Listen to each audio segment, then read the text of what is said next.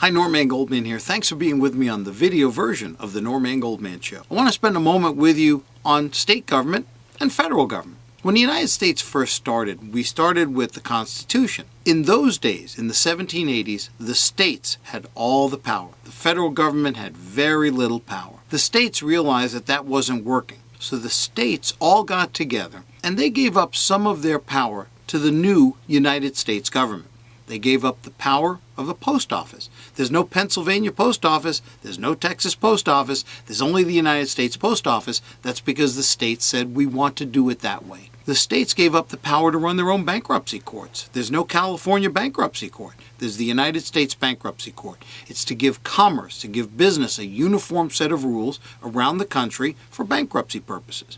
And the states gave up their power to do international relations. The state of California, where I live, cannot negotiate a nuclear arms treaty with Russia. Only the United States government can. It's because the states said, we're going to give up some of our powers to the new United States government to work on behalf of all of us. But the United States government, under the Constitution, was designed to be a government of limited powers. Now, what that has done is to create kind of two parallel systems of government. And a lot of people get confused that way, and it's understandable. Each state is kind of like a miniature United States government. California, for example, has a governor. He's like a president. And we have a state legislature. We have a lower house, the Assembly, and an upper house, the state Senate. If you look at the United States government in Washington, D.C., there's a president, there's a House of Representatives, and the United States Senate. Every state except for one, Nebraska, that doesn't have this system. I'll get to Nebraska in a second. And what the states do is a lot of the stuff that affects our lives. States pave the roads. States deal with garbage collection. States deal with animal control. States deal with divorce. States deal with the highway patrol, right? Speeding on the roads. There is no national highway patrol. I've never been pulled over by the Federal Highway Patrol because there is none. The federal government does those things that were assigned to it, like run the post office, run the bankruptcy courts, run international foreign relations, that kind of thing. So there are two parallel systems because that's the way we set it up. It's called federalism. Now, I mentioned Nebraska a second ago. They have what's called a unicameral legislature. Uni meaning one, right? Unicameral, meaning their state legislature is just one house. They have a governor and they have a state house, and it's nonpartisan. All the other 49 states have two houses and a governor. So understand that when you're starting to think about government, the first thing you should do, the very first thing, is split off federal or state. When you hear Washington, D.C., automatically federal government. When you hear United States Senator, automatically federal government. When you hear U.S. House of Representatives, automatically federal government. Each state designs its own government its own way, but all of them have a governor and a state House of Representatives and a state Senate. We haven't even started talking about the counties and cities. We'll do that another time. Thanks for being with me on the video version of the Norman Goldman Show. This is the video for the reading The Great State. Make sure you have a pen, pencil, or highlighter ready so you can mark the text as we go through it. The Great State. State government. Sound familiar? State governments work almost exactly like the federal government. There are three branches of government: an executive branch, a legislative branch, and a judicial branch. At the state level, the head of the executive branch is called the governor. Every state except one has a bicameral legislature, meaning that the legislature is made up of two chambers. Remember, two parts. In most states, those chambers are called the Senate House of Representatives. A state's judicial branch normally includes a high court, often called the Supreme Court, and a system of lower courts. These lower courts include trial courts and appeal courts.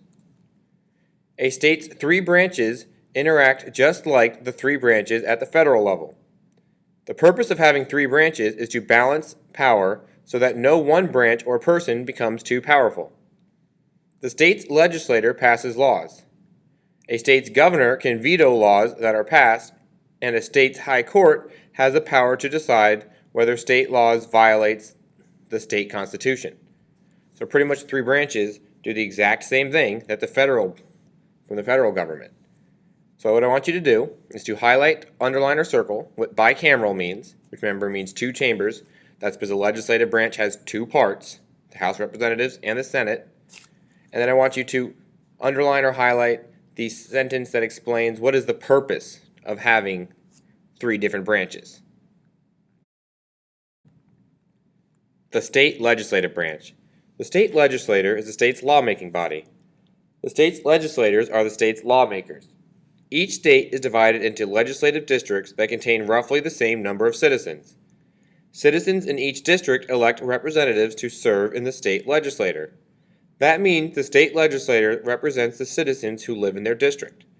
This way, the interests of the people in different parts of the state can be represented when the state laws are being considered. So what they're saying is that there's one legislator, so one lawmaker, who represents different districts around the state. Now, on the right-hand side of the page, I want you to write what the purpose of the legislative branch, the state's legislative branch, is. The state executive branch. The head of the state's executive branch is the state governor. The governor is like the president of the state and has similar powers, such as the power to veto bills passed by a state legislature. A state's executive branch also includes many departments. States usually have their own departments of education, transportation, health, and other services. These departments carry out the laws passed by the state's legislature. So I know we went over what the governor was yesterday.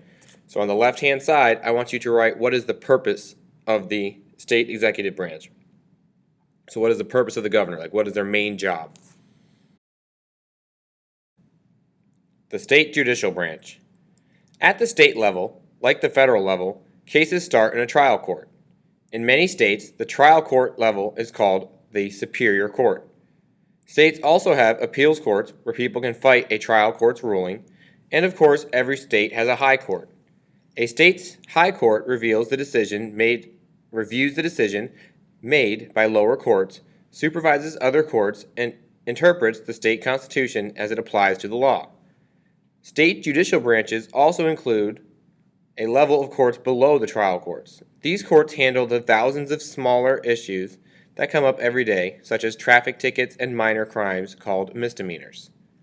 So the judicial branch includes all the courts, all the way down from traffic court, all the way up to the Supreme Court for the state. So I want you to write what the purpose of the judicial branch is, or the purposes of the judicial branch, on the left-hand side. State laws. The state legislature is a state lawmaking body, but in all states, the law of the land is the state constitution.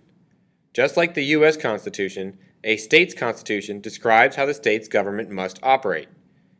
It may also include other laws, such as requiring a free education for state citizens.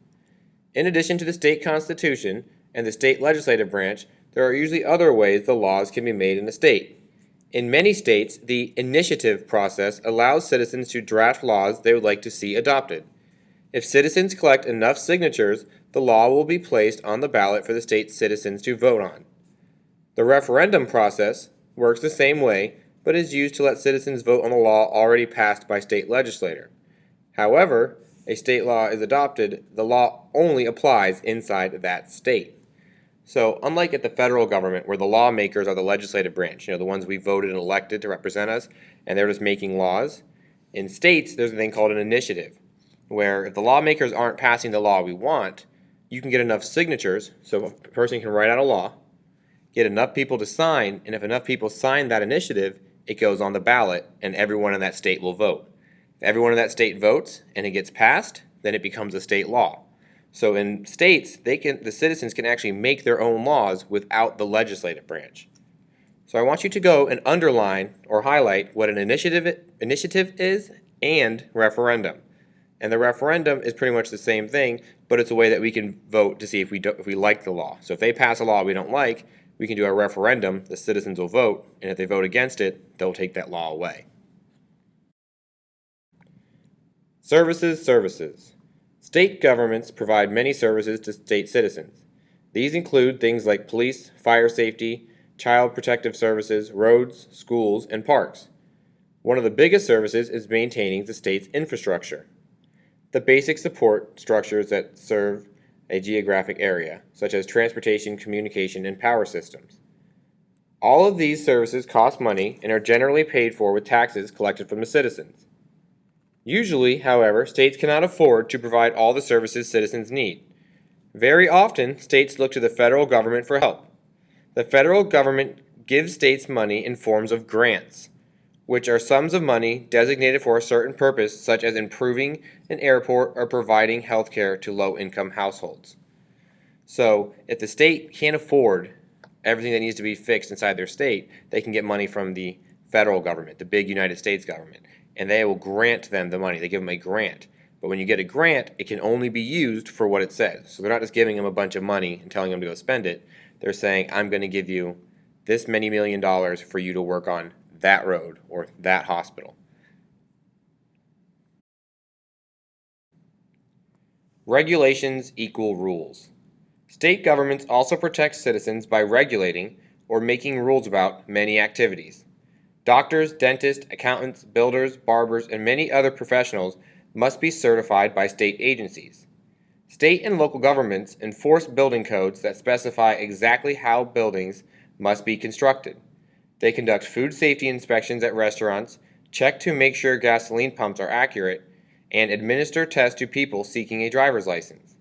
The state agencies that carry out these regulations are almost always part of the state executive branch. So, because remember we said the executive branch, their job is to enforce the laws, to make people are, following the laws and being safe. So part of how they do that is they have departments and they have a lot of agencies, and these agencies go out there and they're kind of maintaining and checking on the people all the time. They're going into restaurants and making sure it's healthy so that the citizens in that area aren't getting sick if they eat there. Also, teachers need to be certified by the state. You go through a certification process with background checks and everything, and they keep monitoring them because since you're working for the state, you're teaching citizens in the state, they need to make sure that you have, trustworthy people in those positions. So the state does a lot of other jobs besides just building roads. Every department, when you go down and get your driver's license, that is a service being provided by the state, and it's being regulated because they're making sure you know how to drive, you know the rules, and you're the proper age. Local governments. Local governments such as cities and counties get their power from state government. The state decides what services cities and counties are responsible for providing and what kind of laws cities and counties are allowed to make. Because local governments are the closest to the citizens, often they are the ones that can most easily provide services. Some services, such as schools, libraries, police, water, and trash collection, are usually controlled at the local level. Even so, local governments must follow both state and federal laws when providing these services. So it would be really difficult for the state of Florida's government, which is up in Tallahassee, to give all of these services and all this regulating and all these agencies controlling all these different things that we've read about for the entire state. So a good way that they do it is they allow the cities to have power. They give some of that power down to the city, and they get the power, to police their own area, but they got to follow and enforce state laws. They provide water to the people. Decide what time schools are going to start. Depending on what the citizens in that town need. What best serves their population. So I want you to, on the bottom of the page here, I want you to write the reason why the state governments give local governments power.